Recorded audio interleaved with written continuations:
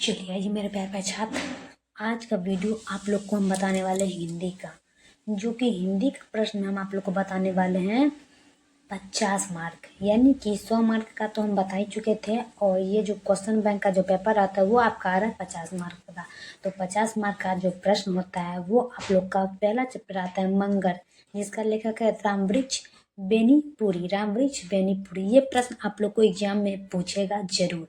तो आप लोग बने रहिए मेरे चैनल पर। सबसे पहले मैं बता दूं मेरे प्यारे छात्र की, जो भी मेरे प्यारे छात्र मेरे इस यूट्यूब चैनल पर आते हैं तो पहले चैनल को लाइक एंड सब्सक्राइब जरूर कर लीजिएगा। अगर वीडियो अच्छा लगता है तो कमेंट करके शेयर जरूर करिएगा। देखिए, इस प्रश्न में हम आप लोग को वो प्रश्न बताने वाले हैं, ज़्यादा प्रश्न नहीं है, टोटल 16 ही प्रश्न है। ये प्रश्न आप लोग को ऐसा प्रश्न है जो आप लोग को कहीं भी यूट्यूब पर मिलने वाले नहीं है। अगर कोई भी आप लोग को यूट्यूब पर हिंदी का प्रश्न बताएगा तो वो बताएगा यही बालकृष्ण भट्ट के बारे में, बल्कि रामवृक्ष बेनीपुरी के बारे में नहीं। तो चलिए आज हम जानते हैं रामवृक्ष और बेनीपुरी क्या है।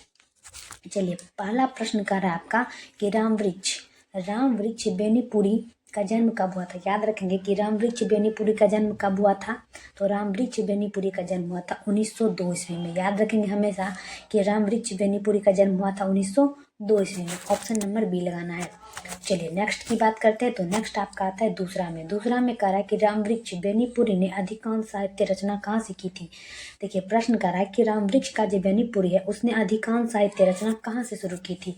कहाँ से की थी मतलब अधिकांश रचना कहाँ से की थी, मतलब बहुत ज़्यादा जो होता है ना कोई चीज़ पे लिखावट, तो वो कौन सी जगह से की थी। तो होता है जेल की सलाखों के पीछे, मतलब जेल के सलाखों के पीछे जो है ना बहुत ही ज़्यादा अधिकांश रचना की थी जेल के सलाखों के पीछे। Option number A.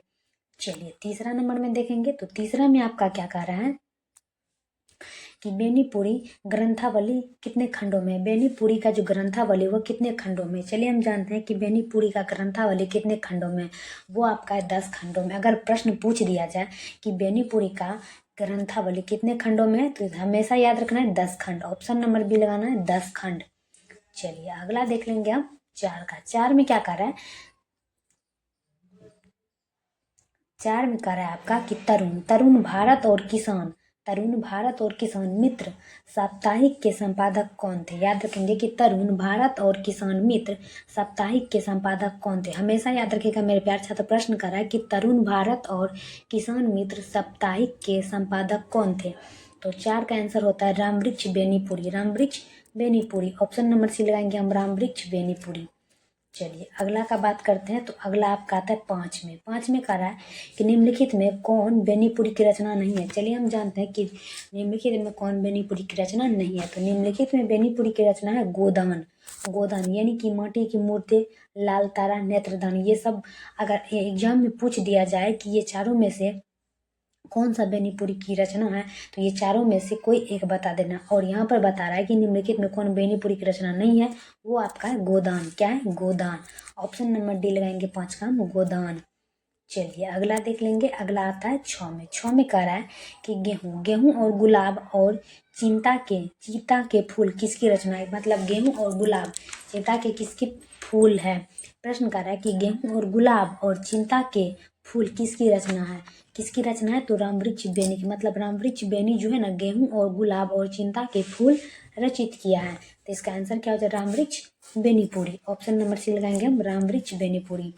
चलिए नेक्स्ट की बात करते हैं। तो नेक्स्ट आपका आता है सात में कह रहा है कि कौन सी पुस्तक रामवृक्ष बेनीपुरी ने नहीं लिखी। अभी हम आपको बताए थे, अभी आप लोग को बताना होगा कि कौन सी पुस्तक रामवृक्ष बेनीपुरी ने नहीं लिखी है।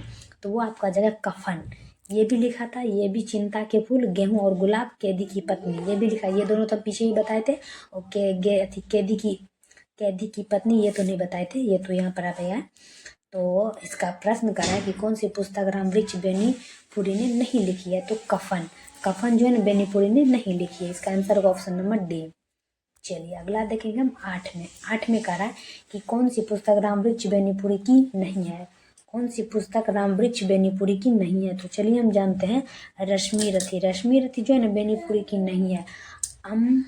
अम्बपाली, सीता की माँ, संघमित्रा, ये सब बेनीपुरी ने लिखा है। और ये सबको याद भी रखना है मेरे प्यारे छात्र। एग्जाम में अगर पूछ दिया जाए कि कौन कौन सी पुस्तक रामवृक्ष बेनीपुरी ने लिखा है, तो आप लोग को डायरेक्ट डी में लगा देना है। तो यहाँ पर पूछ रहा है कि कौन सी पुस्तक रामवृक्ष बेनीपुरी की नहीं है, तो रश्मि रथी, ऑप्शन नंबर लगाएंगे हम रश्मि रथी। चलिए अगला देखेंगे हम 9 का। 9 में कह रहा है कि कौन सी पुस्तक रामवृक्ष बेनीपुरी की नहीं है, कौन सी पुस्तक रामवृक्ष बेनीपुरी की नहीं है।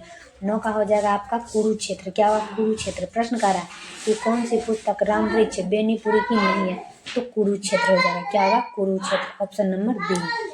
चलिए अगला देखेंगे, तो अगला आपका आता है 10 में। 10 में कह रहा है कि कौन सी पुस्तक रामवृक्ष की नहीं है। चलिए हम जानते हैं कि कौन सी पुस्तक रामवृक्ष की नहीं है। तो कौन सी पुस्तक रामवृक्ष की नहीं है, तो वो आपका हो जाएगा यशोधरा। यशोधरा जो है रामवृक्ष की पुस्तक नहीं है, तो इसका आंसर होगा ऑप्शन नंबर सी, यशोधरा। चलिए अगला देख लेंगे हम 11 का। 11 में कह रहा है कि मंगर कैसी जादूगर था। मंगर कैसा मजदूर था, सॉरी क्या कह रहा है कि मंगर कैसा मजदूर था। चलिए हम जानते हैं मंगर कैसा मजदूर था। मंगर जो है ना काला कलूटा था। काला मतलब उसका चेहरा जो था ना काला था। मंगर कैसा मजदूर था, तो काला कलूटा था। ऑप्शन नंबर ए लगाएंगे हम, काला कलूटा।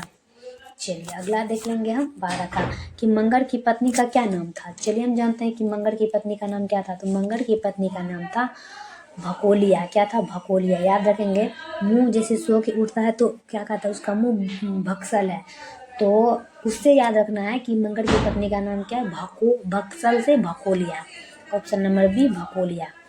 चलिए अगला देख लेंगे हम 13 का। 13 में कह रहा है कि मंगर को खाने के लिए घर से कितनी रोटियां मिलती थी।